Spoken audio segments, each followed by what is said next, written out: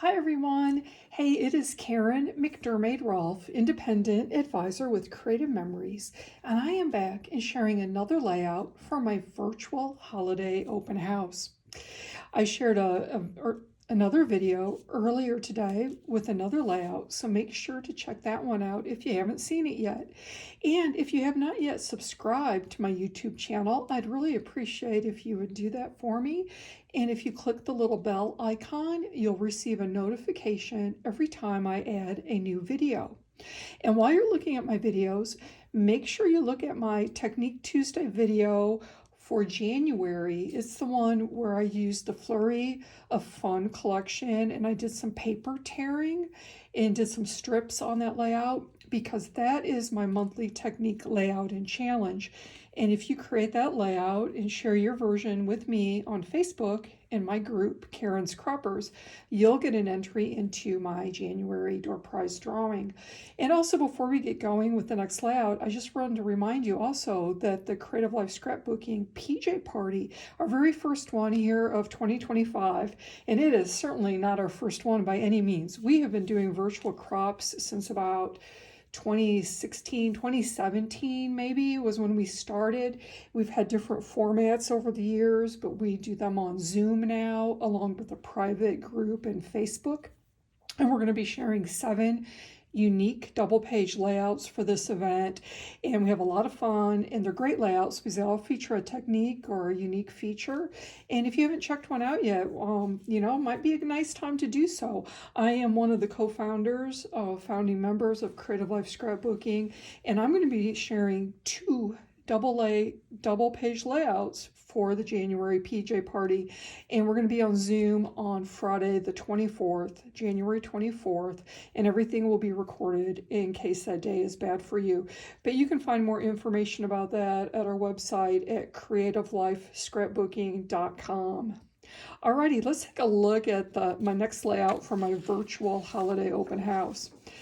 And again, this is another layout that I had made earlier last month, in preparation before I had to postpone my events and reschedule them.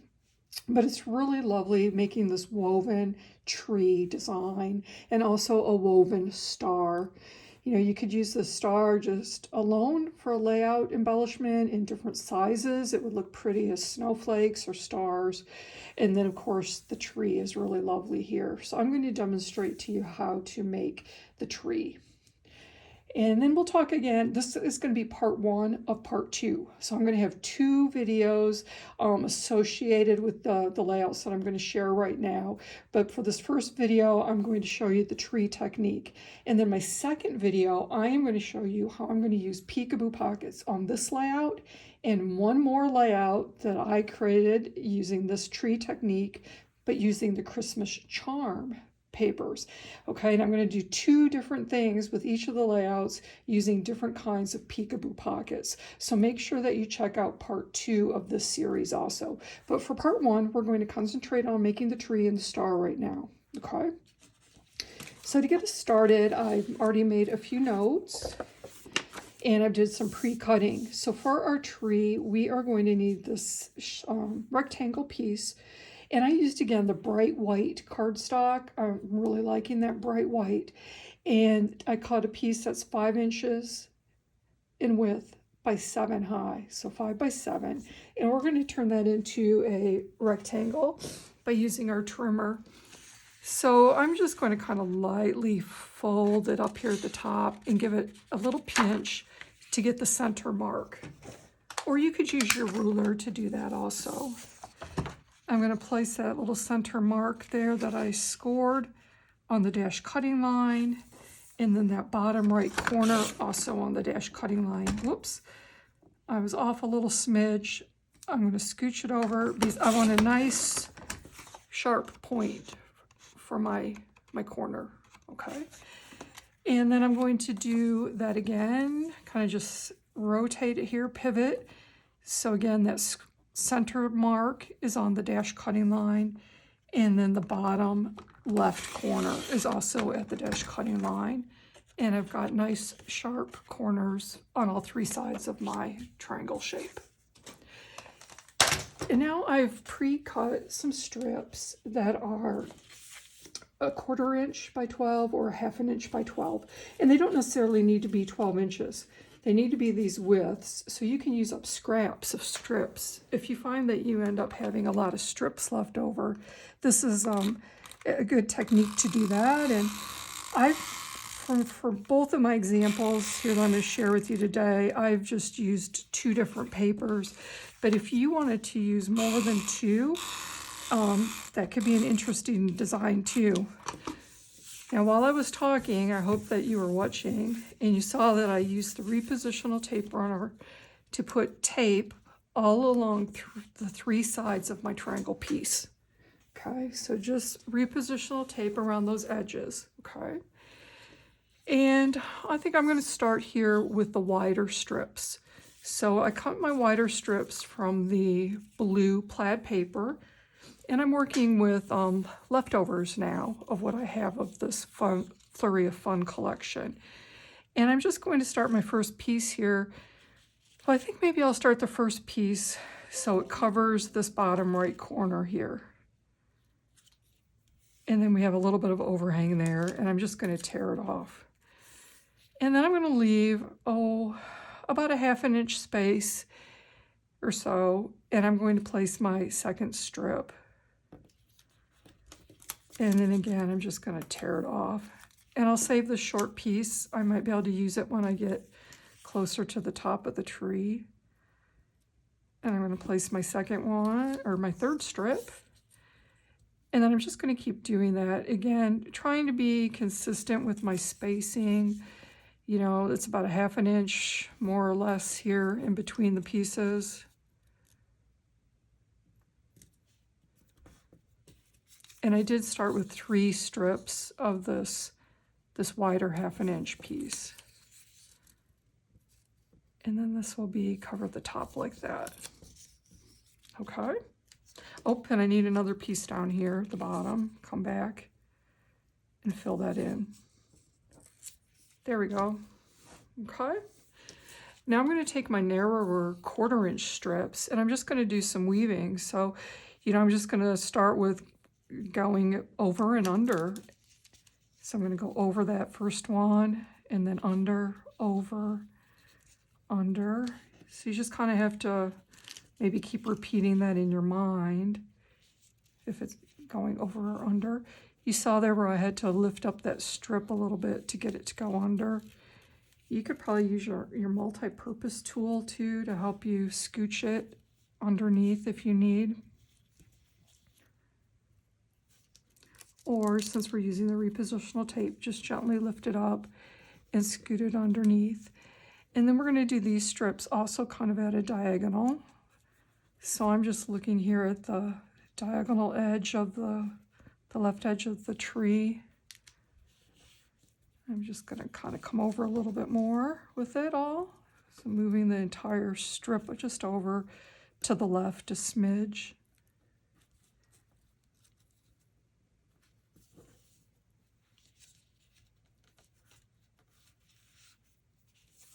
There we go. And now I'm going to take another strip with a 1/4 inch, and I'm going to do the opposite. So instead of starting over, this time I'm going to start under. So I'm going to have to lift that strip up there to get that under. And then I'm going to go over, under, over, under. I realize it might be hard for you to see with my hands in the way, but I'm just doing the weaving. Okay, and then again, for these spaces, I don't know about the distance that I'm leaving in between those, or maybe like a 1/4 inch. Okay. I'm going to take a third strip. Now this one I have to start over. So now I'll be going under, over, under, over, over. I'm just going to tear this off and see if it's long enough? No, it's not going to be long enough. So I'm going to have to cut one more. Again, this is at 1/4 of an inch.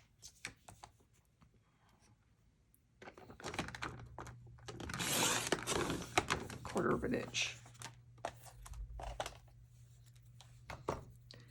Let's see, this piece would be going under, over, under. Whoops, lost it there for a second. Over, under, over. So we're just keep it in this pattern of going under and over your strips. I don't know if you could hear that. My husband just arrived home and he gave me a little hello. I'm not sure if the phone would have picked that up. Ooh, this is going to be really close with this one. I think I might have to cut another strip. So let's cut another one.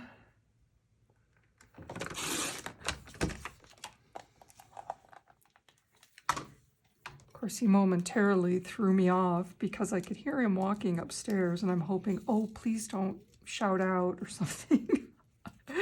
So I was worried that he might talk too loudly, but there we go. But let's just say I'm really happy to hear his voice. He was the reason I had to postpone and reschedule this event, so I am glad to be hearing his voice at any time I can. Okay, so now my next strip here, I'm going to just use the one that I tore off. Again, going the over under. Let's see. We're getting close to the end. It'll be interesting to see all the versions that all of you make using this layout and using different papers to see what it's going to look like using different collections. I'm going to use up some of my little strips here now for the last portions. Oops.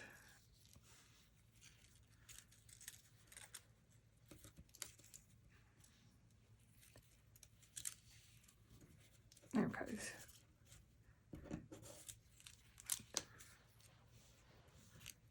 And under.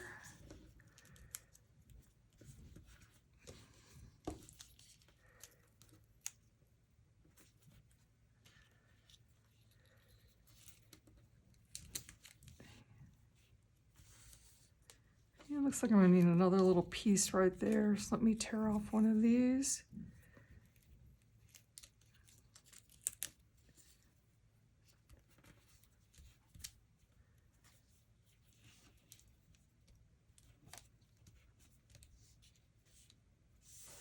Okay. I think I might have done my strips maybe a little closer together than I did with my other examples, but that's okay. What I'm going to do now is I'm going to I'm going to get my scissors here. I'm going to use the microtip scissors, but you could use your all-purpose scissors. Turn it upside down and cut along the edges of the tree, just cutting off that overhang. Okay. Trying not to cut into the cardstock, which I just did, of course, right? Whenever you're on camera.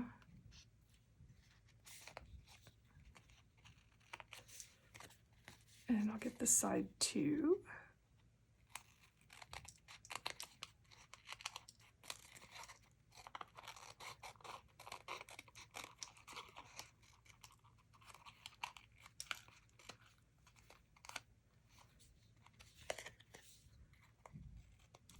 Miss that strip.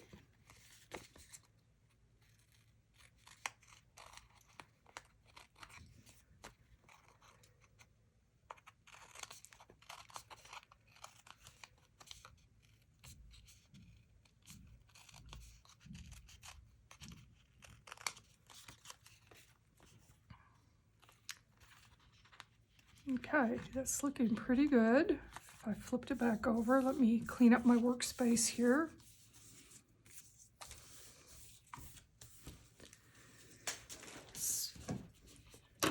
So what you're going to want to do is you're going to want to rub away any of this extra repositional tape that's on the edges of your tree.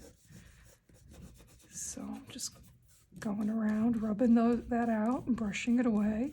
And as I'm doing that, I'm seeing that, you know, some of the strips are loose on the ends. So then the next step would be to go with your repositional tape and tape down any loose ends.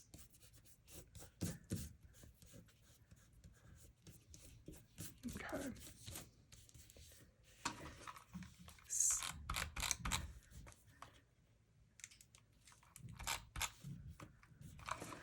So kind of maybe go like this with your finger and see, I can see this one is curling up on me, so that definitely needs some.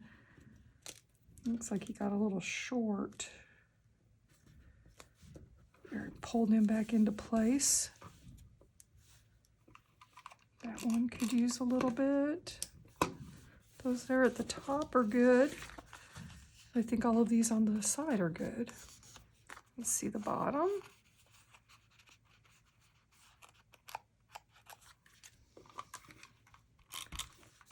And we don't really need to worry about the middle because as long as the ends are adhered down, those middles are going to stay in place, right? Let me try to get some of this repositional adhesive off the workspace before everything starts sticking to it.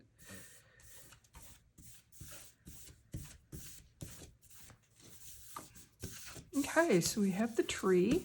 How fun is that? I think that's really beautiful. So I'm going to have 3 different samples of this tree here to show you shortly. And now I have some strips for my stars. So for the stars, you're going to need 4 pieces that are 1/2 inch wide by 4 inches long. And then we're going to take the trimmer and we're going to use that 45-degree line. And I'm going to use, I think for my examples, I used the same paper for all 4 pieces. For this one, again, like I said, I'm using scraps, so I'm going to have two strips of one paper and 2 of another, but they're really similar here in tone and color. So I'm going to place the strip on the 45-degree angle, and I'm going to put that corner of the strip up on the dash cutting line. I'm going to hold it there and cut. So I'm going to get a diagonal line. And now I want to flip it over to the back side. Again, lay it on that 45-degree angle and the corner on the dash cutting line to get a shape like that. Okay. So it's important that you flip it over to the back side to do that. And you want, again, to get points. So try to be sharp with your cutting. Like that one did not get to be a point. As soon as I said that, I didn't do it. So there I recut it and I got a nice point. Like I mentioned earlier, I thought these, you know, obviously I'm going to use it as a star, but I think they'd be pretty as snowflakes also. Okay, so I have all 4 of the strips cut. And now we're going to do a little assembly. And now this could be, well, it could be slightly frustrating, let's just say. Because the piece of paper is going to want to slide around on you. So what I'm going to do is these 2 strips here that are going to be the bottom anchors, I just put some repositional tape kind of in the middle of the strips. And that's going to help us to hold the pieces down a little bit because we're going to have to fool with it a bit to get it symmetrical. Okay. And you want your arrows coming in to make a V shape like that, right? And then we want to try to put these next pieces that go on top, you know, in a similar angle fashion, and you want them kind of in the center. And again, you want their ends to butt up to make that V shape. So not too bad. When I look at it, it looks like this tail could be a little bit longer than this end.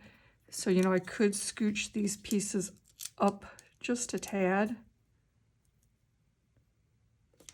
And it's nice that I have the repositional tape. But what I did not do is I forgot to weave them, right? So simply instead of, you know, this could be a shortcut way just to put them on top.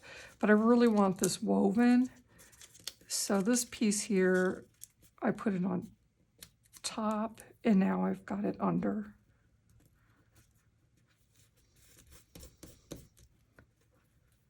Okay, and this piece, I'm going to do the opposite.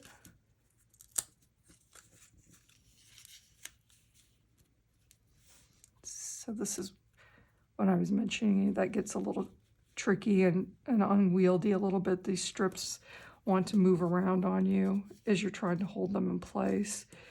So having that little bit of repositional tape runner down can kind of help, kind of not. And again, you want it to be centered. So when you're looking like at this strip here on the left, I want about an equal amount coming up the top as I have on the bottom. And I think I need to come up a little bit like that. And then I need the strip to match up with that. So that needs to come down. Whoops. So it's kind of like as soon as you get it in place and then you move, it pulls on you. So now I can see that these need to come. This needs to come down a little bit and over.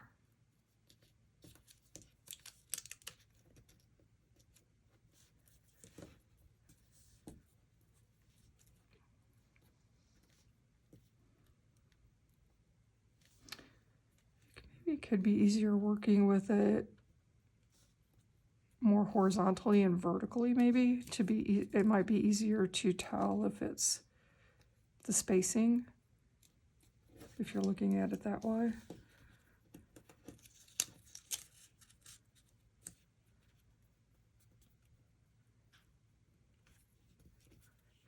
Yeah, I think it is easier to work with it as a cross shape like this. And then you can kind of get your spacing better. And so now any place where they overlap is where we're going to put some repositional tape there to hold it together. So I'm just lifting them up, putting some tape underneath. There's already tape there that we started with.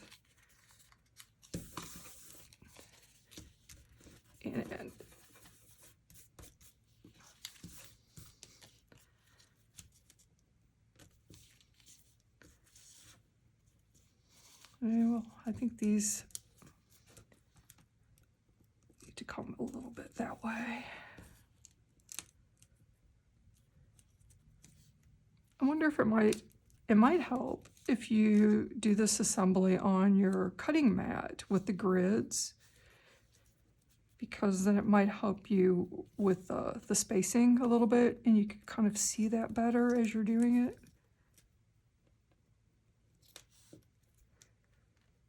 And you want all your pieces kind of abutted together so they're side by side.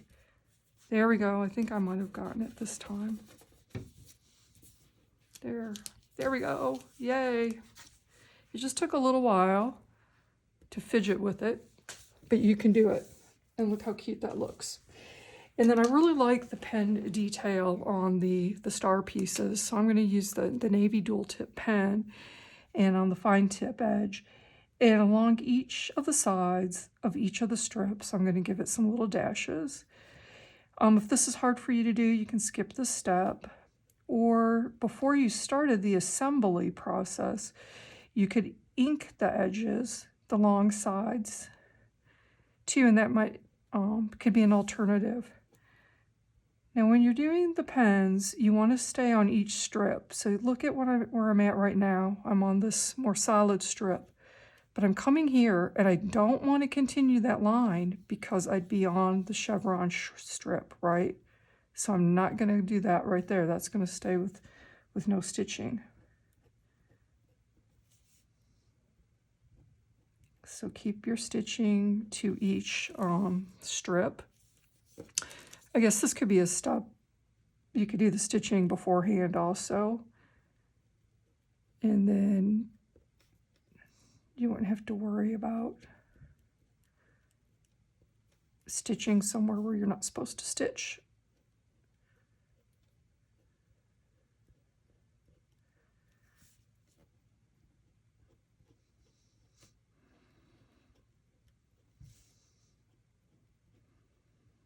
You could do these in different sizes, and I'm going to show you an example of one that I did in a smaller size also. There we go. So we would just stick it. I would have, when I adhere it to your layout, use a foam square behind the star. So I think that's really pretty. So let me show you the other two examples again. So this was just using a different paper combination, again with the Flurry of Fun collection, Flurry of Fun paper pack. Okay. And also I used a cranberry gemstone there in the center, and I really like that too, the center of the star. And then for my other example, using the Christmas charm paper, I made one. Let me just show you this part of it. So in the Christmas charm papers, again, using the bright white cardstock as the background of my tree, and the gold for the star, and I have a clear gemstone on this one. Okay, so super pretty. I also mentioned I was going to show you a smaller version, and I did that right here as an embellishment for part of my layout. So this little tiny guy, those strips are 1/4 inch wide, and for the length, they are 2 inches. Okay, so 1/4 inch wide by 2 inches to make the small version. And I just assembled it the same way and did the stitching the same way on that. And let me just hold this one up close for you so you can see some of the detail. So super pretty. I hope you guys give this technique a try to create a layout. And then watch part 2 now. I'm going to record, and I'm going to show you how I'm going to finish these layouts, and I'm going to use Peekaboo Pockets in 2 different ways on each of the layouts. All right, everybody, thanks so much.